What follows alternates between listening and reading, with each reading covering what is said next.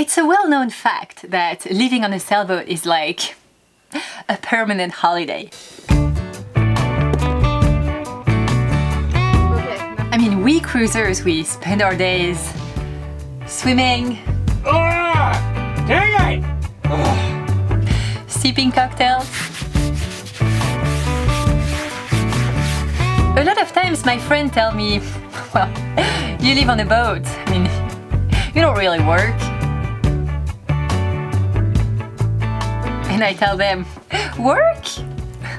What's that word again? I forgot.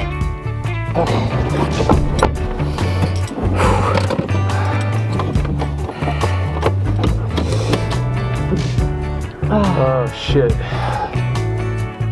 And I think that you too should buy a boat and live a life of permanent holiday and forget the meaning of work.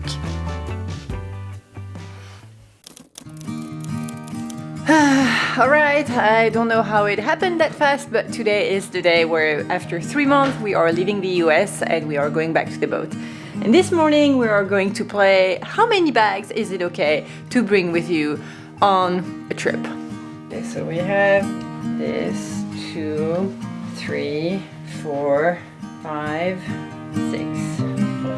Can't get them all in the same frame. Yeah, this is perfectly reasonable.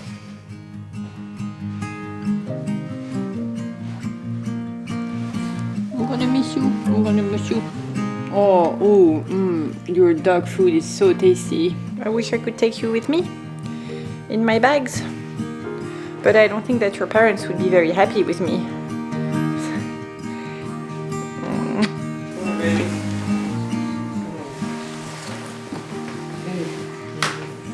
Ow. Are you leaving me with a bite on the cheek? Okay. Bye, girl. Are you sad? I am a little bit.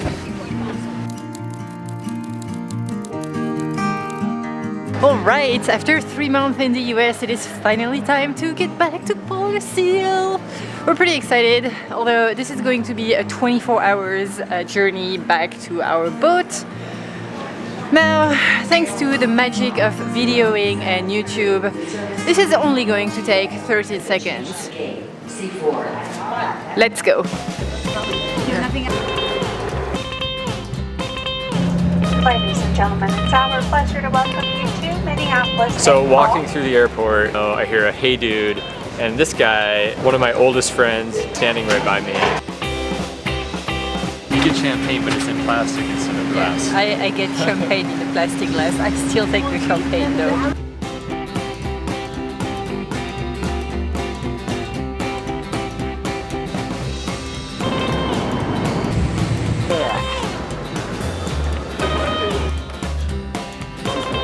Okay, flight number 3.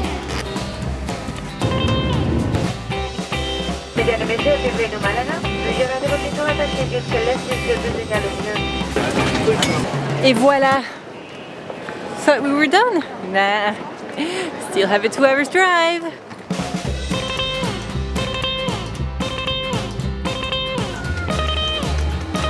I don't know by what miracle we managed to get our 6 bags, but we did. And we're gonna pick up the rental car and then we're off for a 2 hours drive. Oh my god, look at my face.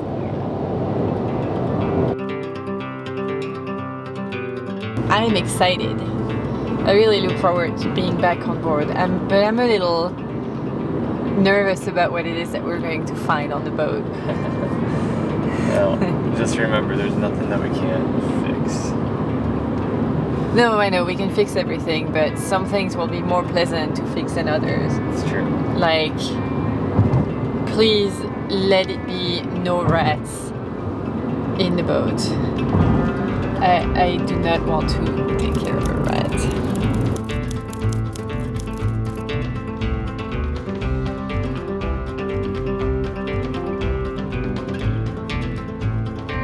Alright, this is it. We're here.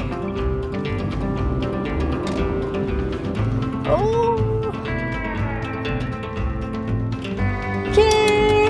Ah! We are back! Oh, this is fun. Yay!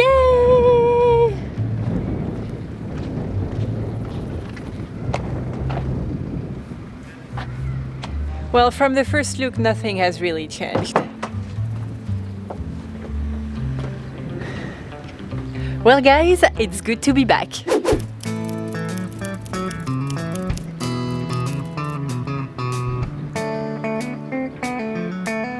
So that's it, we are back, and although I would really like to, you know, leave the dock and start our sailing adventure at once, that's not how things work.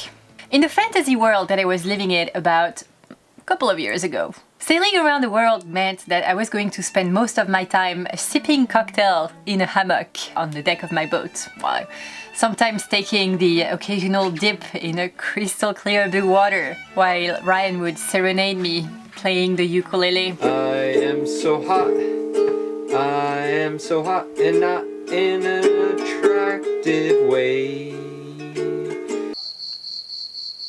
In real life, I spend most of March and April in an old flight suit and pink Crocs, doing all kind of boat work, ranging from scraping the hull of my boat, to servicing the toilet, to spending an entire day cleaning the teak of polar seal. And so today, guys, that is what we are going to do. Welcome to a day in the life of a pre-season sailor. It's glamorous.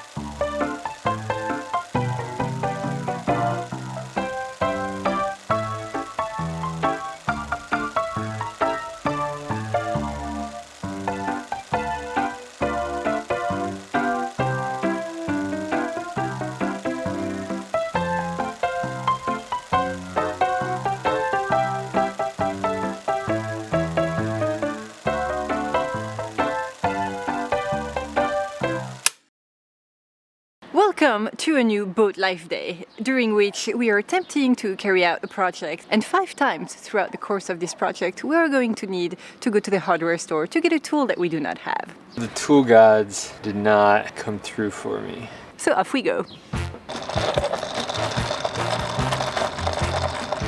And God bless the inventor of the kick bike.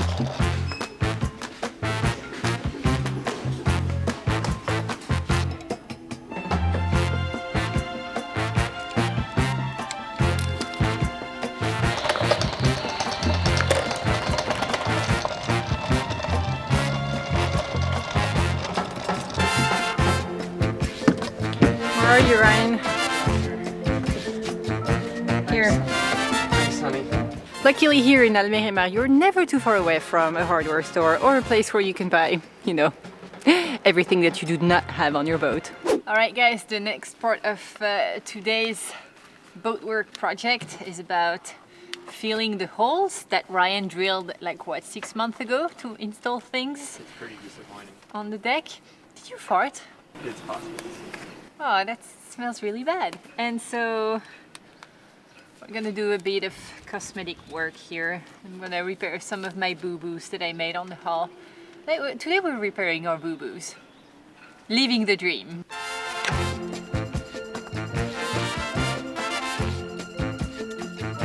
Did you not buy the clump-free formula? No. Okay, so we have filled all these little holes here with epoxy, and we're gonna finish to fill them with some teak so that it looks nice and clean. And now it's time to do The joke. because after 2 years of sailing around with a broken transom, it is time for me to fix my boo-boo. So Ryan, this is a pretty big bottle of gel coat.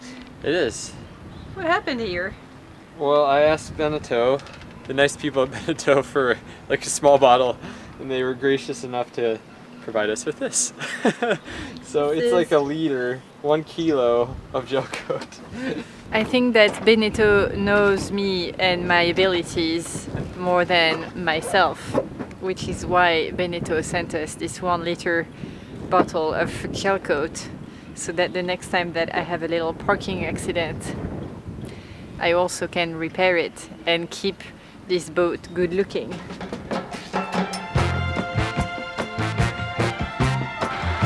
So 2 years ago I was on an assignment out of Stockholm in the archipelago, and instead of taking the staff's accommodation, I decided that I was gonna take my boat, because it's kind of my home. It was only a 5 hours away sail, and I figured that it was going to be a very good opportunity for me to practice sailing without Ryan. So I took a few colleagues of mine and we sailed over there.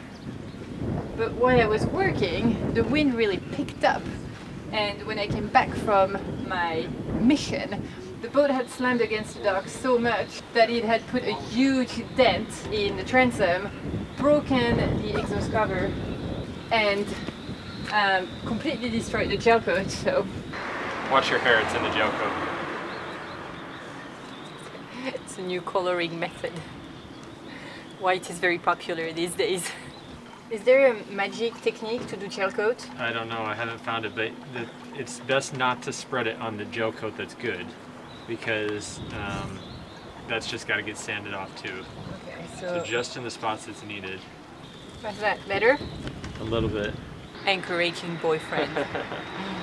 Right, let's analyze the situation on this boat. In here we have some, I guess we can call that band-aid. We have a missing gas tank over here. We have diverse parts and pieces of equipment laying everywhere on the floor. Moving on to the cockpit table, we have a variety of tools laying around. Oh, look at this, an outboard. Diverse pieces of trash. In the garage we have probably the usual mess. So yeah, awesome. It's that time of the year again where I have to do the teak. I've heard that I'm supposed to do it every year, but the reality is that I didn't do it last year. It's been 2 years now since we've taken care of the teak, and I mean, Paul Lucie looks grey. He looks grey. And it's not really pretty. So to take care of the teak, I have a 2 steps product. This is step 1. It cleans the teak, and then I have step 2, which brightens the teak.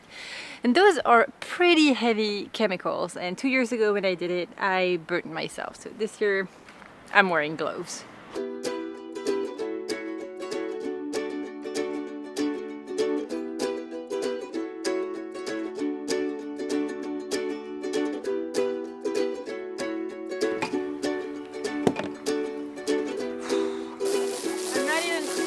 Halfway through.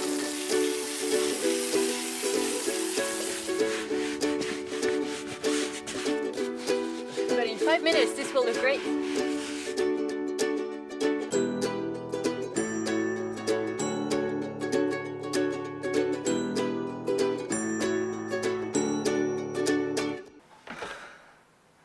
Phew! It is 4:30 and I'm done with the deck. Now I can do the cockpit.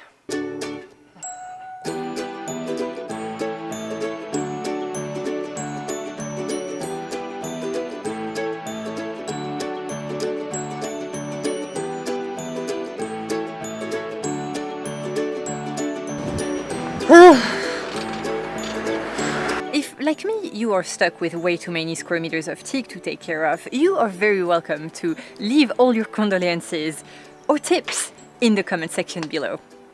I know that a lot of people choose to oil their teak, and I've heard that there are two schools of teak people. There are the oil your teak people and the don't oil your teak people. Today I chose to be part of the latter school. Not because I believe that not oiling my teak will make it better, but simply because I am lazy.